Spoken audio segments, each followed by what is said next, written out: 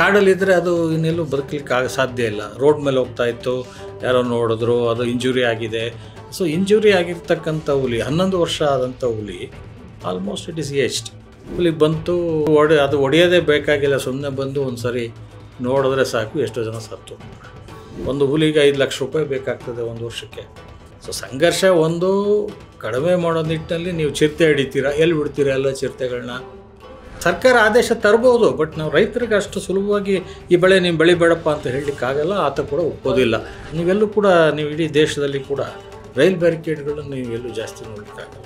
ಜಾಸ್ತಿಯನ್ನು ಇಲ್ಲವೇ ಇಲ್ಲ ಅಂತ ಹೇಳಿ ಇಷ್ಟೊಂದು ಮೆಷರ್ಸ್ ತಗೊಳ್ತಕ್ಕಂಥ ರಾಜ್ಯ ಕರ್ನಾಟಕ.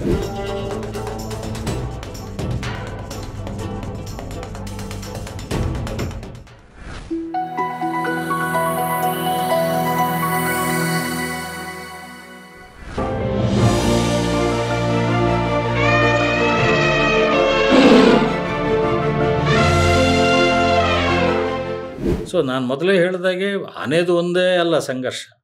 ಹುಲಿ, ಚಿರತೆ ಹೊರಗಡೆ ಬರ್ತವೆ. ಈ ಕಾರಿಡಾರ್ಸ್ ಅಂತ ನಾವು ಏನು ಕರಿತೀವಿ, ಓಡಾಡ್ತಾ ಇರ್ತವೆ. ಈಗ ನಾವು ಇವತ್ತು ನೋಡ್ತಾ ಇದ್ದೆ, ವಯಸ್ಸಾದಾಗ ಹುಲಿ, 11 ವರ್ಷದ ಹುಲಿ ನೆನ್ನೆ ಹಿಡಿದ್ಬಿಟ್ಟು ಬನ್ನೇರುಘಟ್ಟ ಝೂಗೆ ಮೊನ್ನೆನೋ ಬಿಟ್ಟಿದ್ದಾರೆ. ಇನ್ನು ಅದು ಕಾಡಲ್ಲಿದ್ದರೆ ಅದು ಇನ್ನೆಲ್ಲೂ ಬದುಕಲಿಕ್ಕೆ ಸಾಧ್ಯ ಇಲ್ಲ. ರೋಡ್ ಮೇಲೆ ಹೋಗ್ತಾ ಇತ್ತು, ಯಾರೋ ನೋಡಿದ್ರು, ಅದು ಇಂಜುರಿ ಆಗಿದೆ. ಸೊ ಇಂಜುರಿ ಆಗಿರ್ತಕ್ಕಂಥ ಹುಲಿ, 11 ವರ್ಷ ಆದಂಥ ಹುಲಿ, ಆಲ್ಮೋಸ್ಟ್ ಇಟ್ ಈಸ್ ಏಜ್ಡ್. ಇನ್ನು ಅದು ಕಾಡಿನಲ್ಲೇ ಇದ್ದು ಆಗೋದು ಕಷ್ಟ ಆಗ್ತದೆ.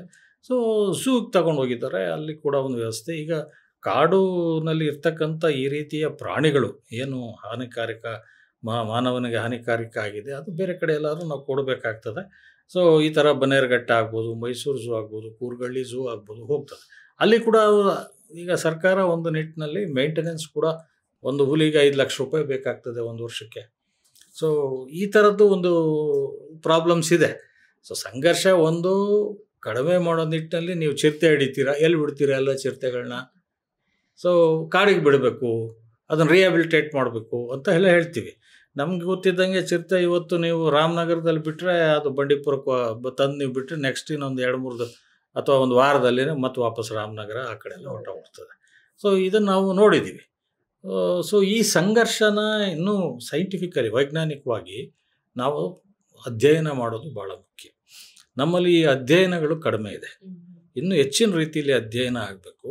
ಆಮೇಲೆ ಎಕ್ಸಿಕ್ಯೂಷನ್ಸು ಫಾಸ್ಟ್ ಆಗಬೇಕು. ಸೊ ಈ ನಿಟ್ಟಿನಲ್ಲಿ ನಾವು ಇವತ್ತಿನ ದಿವಸ ಏನು ಸರ್ಕಾರ ಕ್ರಮ ಕೈಗೊಂಡಿದೆ ಬ್ಯಾರಿಕೇಡ್ಸ್ಗೋಸ್ಕರ, ಈ ಸೋಲಾರ್ ಆನೆ ತಡೆ ಕಂದಕ ಹೇಳಿದೆ, ಸೋಲಾರ್ ಫೆನ್ಸ್ ಹೇಳಿದೆ, ರೈಲ್ವೆ ಬ್ಯಾರಿಕೇಡ್ ಹೇಳಿದೆ, ಜನ ಕೂಡ ಕೈ ಜೋಡಿಸ್ಬೇಕಾಗುತ್ತೆ. ಈಗ ನಾನು ಒಂದು ಅಂಶ ನಿಮ್ಮ ಗಮನಕ್ಕೆ ತರೋದು, ಮೇಟಿಕುಪ್ಪೆ ಅಂತ ಒಂದು ಗ್ರಾಮ ಇದೆ ನಾಗರಹೊಳೆ ಹಂಚಿನಲ್ಲಿ. ಆ ಗ್ರಾಮದಲ್ಲಿ ಜನ ಕೂಡ ಕೈ ಜೋಡಿಸ್ಕೊಂಡಿದ್ದಾರೆ. ಏನು, ಈ ಸಂಘರ್ಷ ತಡಿಲಿಕ್ಕೋಸ್ಕರ.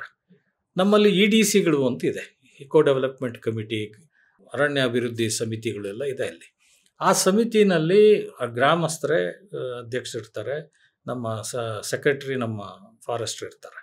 ಸೊ ಅಲ್ಲಿ ನಾವು ಈ ದುಡ್ಡು ಏನು ಬಂದಿರುತ್ತೆ, ಫಂಡ್ಸ್, ಯಾವುದೋ ನಮ್ಮ ಈ ಟೂರಿಸಮಿಂದ ಒಂದಷ್ಟು ಫಂಡ್ಸ್ ಬರ್ತದೆ, ಆ ಫಂಡ್ಸ್ನಲ್ಲಿ ನಾವು ಒಂದು ಪ್ಲ್ಯಾನ್ಗಳನ್ನ ಮಾಡಿಕೊಂಡು ಆ ಗ್ರಾಮಗಳಿಗೆ ಹಾಕಿ, ಆ ಗ್ರಾಮಸ್ಥರೇ ಮಾಡಿದಾಗ ಏನಾಗುತ್ತೆ, ಹೆಚ್ಚಿನ ರೀತಿಯಲ್ಲಿ ನಾವು ವಿಜಿಲೆನ್ಸ್ ಮಾಡಬಹುದು.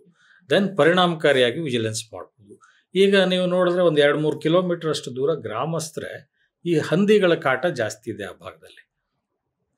ಕಾಡಹಂದಿಗಳು ಬರೋದು, ಮೊಳಕೆ ಹೊಡಿತಕ್ಕಂಥ ಬೆಳೆನ ನಾಶ ಮಾಡೋದು, ದೆನ್ ಇದೆಲ್ಲ ಇರೋದ್ರಿಂದ ಅವ್ರೇನು ಮಾಡಿದ್ದಾರೆ, ಒಂದು ಜಾಲರಿ ಥರ ಒಂದು ಡಿಸೈನ್ ಮಾಡಿಕೊಂಡು ಅವರೇ ದೇ ಹ್ಯಾವ್ ಡನ್ ಇಟ್ ಮೇಟಿಕುಪ್ಪೆಯಲ್ಲಿ. ನಾವು ಕೂಡ ಈ ಬಂಡೀಪುರಕ್ಕೆ ಹೋದಾಗ ನೀವು ಯಡಿಯಾಲ ಭಾಗದಲ್ಲಿ ಈ ಥರದ್ದು ಒಂದು ಮಾಡಿದ್ದಾರೆ. ಸೊ ಈ ಥರ ಯೋಜನೆಗಳು ಹೆಚ್ಚಿಗೆ ಬಂದ ಸಂದರ್ಭದಲ್ಲಿ ಜನರ ಪಾತ್ರ ಹೆಚ್ಚಾದ ಸಂದರ್ಭದಲ್ಲಿ ಹೆಚ್ಚಿನ ಪರಿಣಾಮಕಾರಿಯಾಗಿ ಮತ್ತು ಸಂಘರ್ಷ ಕಡಿಮೆ ಮಾಡೋ ನಿಟ್ಟಿನಲ್ಲಿ ಎಲ್ಲರೂ ಕೂಡ ಕ್ರಮ ಕೈಗೊಳ್ಬೋದಾಗಿರ್ತದೆ. ಇದು ಕೇವಲ ಸರ್ಕಾರ ಮಾಡಬೇಕು, ಅಧಿಕಾರಿಗಳು ಮಾಡಬೇಕು. ಸರ್ಕಾರ ರೂಪಿಸಿದಂಥ ಯೋಜನೆ ಅಧಿಕಾರಿಗಳು ಜಾರಿಗೆ ತರ್ತಾರೆ. ಅಧಿಕಾರಿಗಳು ಜಾರಿಗೆ ತಂದ ಜನಕ್ಕೆ ಅದು ಪರಿಣಾಮಕಾರಿ ಆಗಿಲ್ಲ ಅಂತಂದರೆ ಹೋಲ್ ಯೋಜನೆ ಇಸ್ ವೇಸ್ಟ್. ಸಂಘರ್ಷಕ್ಕೆ ಮನುಷ್ಯನ ಕಡೆಯಿಂದ ಆಗ್ತಾ ಇರುವಂತ ತಪ್ಪುಗಳೇನು ಅಂತ, what is triggering the animals to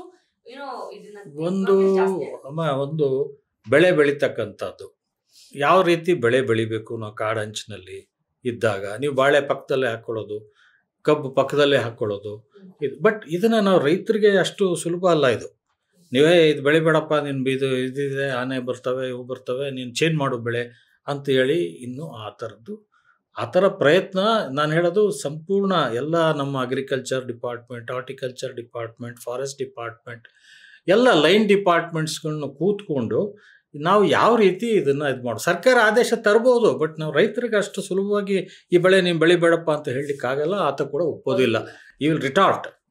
so ಇಂಥ ಸಂದರ್ಭದಲ್ಲಿ ರೈತರೇ, ಈಗ ನಾನು ಮೇಟಿಕುಪ್ಪೆದು ಹೇಳಿದೆ, ಈಗ ಆ ಭಾಗದಲ್ಲಿ ಇರ್ತಕ್ಕಂಥ ರೈತರು ಮುಂಚೆ ಏನು ಬೆಳೀತಾ ಇದ್ರು ಆ ಬೆಳೆನೇ ಚೇಂಜ್ ಮಾಡಿಕೊಂಡ್ರು, ಕ್ರಾಪಿಂಗ್ ಪ್ಯಾಟರ್ನ್ ಚೇಂಜ್ ಮಾಡಿಕೊಂಡ್ರು. ಎರಡನೇದು ಅವರು ಮನಗಂಡ್ರು, ಓಹೋ ಇದು ಎಷ್ಟೇ ಆದರೂ ಒಬ್ಬೊಬ್ಬ ಅಂದರೆ ಅರಣ್ಯ ಇಲಾಖೆಯವ್ರು ಏನು ಮಾಡ್ತಾರೆ, ಸರ್ಕಾರ ಏನು ಮಾಡುತ್ತೆ, ಆದಂಥ ನಷ್ಟಕ್ಕೆ ಏನೋ ಒಂದು ಸಣ್ಣ ಪುಟ್ಟ ಪರಿಹಾರ ಕೊಡ್ತಾರೆ, ಪೂರ್ತಿ ಕೊಡೋಕ್ಕೆ ಬರಲ್ಲ. ಇದರಲ್ಲಿ ನಾವೇ we are the main losers. ಆಮೇಲೆ ಆನೆಗೇನೋ ಒಂದು ಗುಂಡು ಹೊಡೆದ್ವಿ, ಸಾಯಿಸಿದ್ವಿ, ವಿಷ ಹಾಕಿ ಕೂಡ ಸಾಯಿಸೋದು ಇದೆ. ಸೊ ಇದೆಲ್ಲ ಮಾಡಿದ್ವಿ ಅಂದ ಸಂದರ್ಭದಲ್ಲಿ ನಮ್ಮನ್ನು ಕರ್ಕೊಂಡೋಗಿ ಜೈಲಿಗೆ ಕೂರಿಸ್ತಾರೆ, ಕೇಸ್ ಬುಕ್ ಮಾಡ್ತಾರೆ, ಇದೆಲ್ಲ ಆಗ್ತದೆ. ಇನ್ನೂ ಸಂಘರ್ಷ ಹೆಚ್ಚಿಗೆ ಆಗ್ತದೆ, ಅಧಿಕಾರಿಗಳು ಮತ್ತು ರೈತರ ಸಂಘರ್ಷ ಆಗ್ತದೆ. ಸೊ ಈ ನಿಟ್ಟಿನಲ್ಲಿ ಕಡಿಮೆ ಮಾಡಬೇಕು ಅಂದರೆ ಅಧಿಕಾರಿಗಳು ರೈತರ ಜೊತೆ ಸೇರ್ಕೋಬೇಕು, ರೈತರು ಅಧಿಕಾರಿಗಳ ಜೊತೆ ಸೇರ್ಕೋಬೇಕು. ಸರ್ಕಾರ ಏನು ಯೋಜನೆಗಳನ್ನ ಜಾರಿಗೆ ತರ್ತಾ ಇದೆ ಅದು ಸಂಪೂರ್ಣವಾಗಿ, ಸಮಗ್ರವಾಗಿ, ಸಾಮೂಹಿಕವಾಗಿ ಜಾರಿಗೆ ಬಂದರೆ ಮಾತ್ರ ಇದು ಸಾಧ್ಯ. ಅಂದರೆ ರೈತರು ತಪ್ಪು ಮಾಡ್ತಾರೆ ಅಂತ ನಾನು ಹೇಳೋದಿಲ್ಲ. ಅವನಿಗೆ ಇಲ್ಲ ನಾನು ಕಬ್ಬು ಬೆಳಿತೀನಿ, ಹೋದ ಸರಿ ಬೆಳೆದಿದ್ದೆ ಜಾಸ್ತಿ ಬಂದಿತ್ತು, ಈ ಸರಿನೂ ಬೆಳಿತೀನಿ ಅಂದಾಗ ಈಗ 12 ತಿಂಗಳಾಗಲಿ 18 ತಿಂಗಳಾಗಲಿ ಕಬ್ಬು ಇರ್ತದೆ. ಸೊ ಒಂದು ಸರಿ ಬಂದದು ತುಳಿದಾಕಿ ಅಥವಾ ತಿಂದಾಕಿ ಹೋಗ್ಬಿಟ್ರೆ ಅದೇನು ನಾನು ಹೇಳಿದ್ನಲ್ಲ, ಆನೆಗಳೇನು ಸುಮ್ಮನೆ ತಿನ್ನಬೇಕು ಅಂತೇನಿಲ್ಲ, ತಿನ್ನಬೇಕು ಅಂತ ಬರೋದಿಲ್ಲ. ಒಂದು 8-10 ಆನೆ ಬಂದ್ಬಿಟ್ಟು ಒಂದು 5-6 ಎಕರೆ ಒಂದು ರಾತ್ರಿಯಲ್ಲಿ ಹೋಗ್ಬಿಟ್ರೆ ಇನ್ನು ಪಾಪ ಅವನು ಏನು ಮಾಡ್ತಾನೆ ರೈತ, ಅವನು ಇರೋದು ಅಷ್ಟೇ. ಈಗ ಇಲ್ಲೇ ಈಗ ಭಾಳಷ್ಟು ಬದಲಾವಣೆಗಳು ನಾವು ನೋಡ್ಬೋದು. ರೈಲ್ ಕಂಬಿಗಳು ಬಂದಂಥ ಪ್ರದೇಶದಲ್ಲಿ ನಮ್ಮ ಅಗ್ರಿಕಲ್ಚರ್ ಏನಿದೆ, ಕೃಷಿ ಪದ್ಧತಿ ಕೂಡ ಒಂದು ತಗೊಳ್ತಿದ್ರು, 2 ಬೆಳೆ ತಗೊಳ್ತಿದ್ರು, ಈಗ 3 ಬೆಳೆ ತಗೊಳ್ಳೋಂಥ ಇದು ಕಮರ್ಷಿಯಲ್ ಕ್ರಾಪ್ಸ್ಗೆ ಹೋಗ್ತಾ ಇದ್ದಾರೆ. ದೆನ್ ರೈತ ಕೂಡ ಆತ ಉಳಿತಾಯದ ಕಡೆ ಯೋಚನೆ ಮಾಡ್ತಾ ಇದ್ದಾನೆ. ಮುಂಚೆ ಬರೀ ಫೀಡಿಂಗ್ ಬಗ್ಗೆ ಇತ್ತು, ಅಂದರೆ ನಾನು ಹೊಟ್ಟೆಪಾಡಿಗೆ ಏನು ಬೇಕೋ ಅದು ಬೆಳ್ಕೊಳ್ತೀನಪ್ಪ ಅಷ್ಟೇ ಅಂತ ಸಣ್ಣ ಪುಟ್ಟ ಖರ್ಚಿರೋದು. ಈಗ ಅದೇ ಥರ ದ ಇಕಾನಮಿ ಈಸ್ ಸ್ಪ್ರೆಡಿಂಗ್. ಅವನು ಕೂಡ ಇಲ್ಲ ನನಗೆ ಅದಕ್ಕೆ ಬೇಕು, ಖರ್ಚಿಗೆ ಬೇಕು, ಇದಕ್ಕೆ ಬೇಕು, so many things are there. So ಹಾಗಾಗಿ ಸಂಘರ್ಷ ಕಡಿಮೆ ಮಾಡೋ ನಿಟ್ಟಿನಲ್ಲಿ ಇದು ಎಲ್ಲರೂ ಸೇರಿಕೊಂಡ್ರೆ ಮಾತ್ರ ಸಾಧ್ಯ. ಅದರ್ವೈಸ್ ಸಂಘರ್ಷ ಕಡಿಮೆ ಮಾಡಲಿಕ್ಕೆ ಅಷ್ಟೊಂದು ಇದಿಲ್ಲ. ಸರ್ಕಾರ ಎಷ್ಟೇ ಇದು ಮಾಡಲಿ, ನಾವು 400 ಕಿಲೋಮೀಟರ್ ರೈಲ್ ಬ್ಯಾರಿಕೇಡ್ ಹಾಕಿದ ತಕ್ಷಣ ಎಲ್ಲ ಮುಗಿದೋಗಲ್ಲ. ನಿರಂತರವಾಗಿ ನಮ್ಮ ಕಾಂಟ್ಯಾಕ್ಟ್ ಅಧಿಕಾರಿಗಳು, ಸಾರ್ವಜನಿಕರ ಜೊತೆ. ಈಗ ನಾವೇ ಒಂದು ಸರಿ ಬಂಡೀಪುರದಲ್ಲಿ ಇದ್ದಾಗ 3 ಡೆತ್ ಆಯಿತು, ಮಾನವ ಸಂಘರ್ಷ. ಹುಲಿ ಬಂತು ಅದು ಹೊಡೆಯೋದೇ ಬೇಕಾಗಿಲ್ಲ, ಸುಮ್ಮನೆ ಬಂದು ಒಂದು ಸರಿ ನೋಡಿದ್ರೆ ಸಾಕು, ಎಷ್ಟೋ ಜನ ಸತ್ತು ಹೋಗ್ತಾರೆ. ಅಂದರೆ when you are least expected you will go into shock. So ಅದೇ ಥರ ಈಗ ಹೊಡೆದು ಇದಾಯಿತು, ತಿಂದಿಲ್ಲ ಹುಲಿ. But there is a demand by the people that ಇದು ಮಾನವ ಎಂಥದ್ದು ಮ್ಯಾನ್ ಈಟರ್ ಅಂತ ಡಿಕ್ಲೇರ್ ಮಾಡಿ ಅಂತ. ಅಷ್ಟು ಸುಲಭ. ಈಗ ನಾವು ಒಂದು ಆನೆ ಹಿಡಿಬೇಕಾದ್ರೂ ಕೂಡ ಅಥವಾ ಒಂದು ಹುಲಿ ಹಿಡಿಬೇಕಾದ್ರೂ ಕೂಡ ಕೇಂದ್ರ ಸರ್ಕಾರದಿಂದ ಸಾಕಷ್ಟು ಅದರದ್ದೇ ಆದಂಥ ಗೈಡ್ಲೈನ್ಸ್ ಇದೆ, ಅದರದ್ದೇ ಆದಂಥ ಮಾನದಂಡಗಳಿದೆ. ನೀವು ನಿರಂತರ ಯಾವುದೇ ಕೂಡ ಒಂದು ಸಣ್ಣ ಲ್ಯಾಬ್ಸ್ ಆದರೂ ಕೂಡ you will be held responsible. So ಈ ನಿಟ್ಟಿನಲ್ಲಿ ನಾವು ಭಾಳ ಹೆಚ್ಚು ಬರೀ ಹಿಡಿಯೋದು ಒಂದೇ ಕೆಲಸ ಅಲ್ಲ, ಯಾವ್ದು ಹಿಡಿಬೇಕು, ಹೆಂಗೆ ಹಿಡಿದ್ಮೇಲೆ ಏನು ಮಾಡಬೇಕು, ಇವೆಲ್ಲ ಗೈಡ್ಲೈನ್ಸ್ ಇದೆ, ಸಾಕಷ್ಟು ರೂಲ್ಸು ಗೈಡ್ಲೈನ್ಸು ನಮ್ಮಲ್ಲಿ ಇದೆ. ಬಟ್ ಸಂಘರ್ಷ ಕಡಿಮೆ ಮಾಡೋದ್ರಲ್ಲಿ ಸರ್ಕಾರ ಭಾಳ ಮುಂಚೂಣಿಯಲ್ಲಿದೆ. ಯಾಕಂದರೆ ಕರ್ನಾಟಕ ಸರ್ಕಾರ ನೀವೆಲ್ಲೂ ಕೂಡ, ನೀವು ಇಡೀ ದೇಶದಲ್ಲಿ ಕೂಡ ರೈಲ್ ಬ್ಯಾರಿಕೇಡ್ಗಳನ್ನ ನೀವೆಲ್ಲೂ ಜಾಸ್ತಿ ನೋಡಲಿಕ್ಕಾಗಲ್ಲ. ಜಾಸ್ತಿಯನ್ನು ಇಲ್ಲವೇ ಇಲ್ಲ ಅಂತ ಹೇಳ್ಬೋದು. ಕರ್ನಾಟಕದಲ್ಲಿ ನೀವು ಸುಮಾರು 300 ಕಿಲೋಮೀಟರ್ ರೈಲ್ ಬ್ಯಾರಿಕೇಡ್ ಇದೆ, ಸೋಲಾರ್ ಫೆನ್ಸ್ಗಳಿದೆ, ವರ್ಟಿಕಲ್ ಸೋಲಾರ್ ಫೆನ್ಸ್ ಇದೆ, ಆನೆ ತಡೆ ಕಂದಕ ಇದೆ. ಇಷ್ಟೊಂದು ಮೆಷರ್ಸ್ ತಗೊಳ್ತಕ್ಕಂಥ ರಾಜ್ಯ ಕರ್ನಾಟಕ. ಆದರೂ ಕೂಡ ನಾವು ಇನ್ನೂ ಒಂದು ಹೆಜ್ಜೆ ಮುಂದೆ ಹೋಗಿ, ಈಗ ನಾನು ಹೇಳಿದೆ ನಿಮ್ಮ ಮೇಟಿಕುಪ್ಪೆ ಭಾಗ, it is an I opener. 2 ಕಿಲೋಮೀಟ್ರೇ ಮಾಡಿರಲಿ, ಆ ಗ್ರಾಮ ಒಂದು 2-3 ಗ್ರಾಮಕ್ಕೆ ಸಂಬಂಧಪಟ್ಟಂಗೆ ಹಂದಿಕಾಟ ಇಲ್ಲ. ಈಗ ರೈತರು ಆಲ್ರೆಡಿ ದೇ ಹ್ಯಾವ್ ರಿಯಲೈಸ್ಡ್. ಇದು ನಮ್ಮ ಪಾತ್ರ ಆಗಬೇಕು. ಜನರಿಗೆ ಅಂಥ ಕಮಿಟಿಗಳನ್ನು 128-30 ಇಂಥ ಸಮಿತಿಗಳಿದೆ ನಾಗರಹೊಳೆ ಸುತ್ತ, ಬಂಡೀಪುರದ ಸುತ್ತ ಒಂದು 52 ಸಮಿತಿಗಳಿದೆ.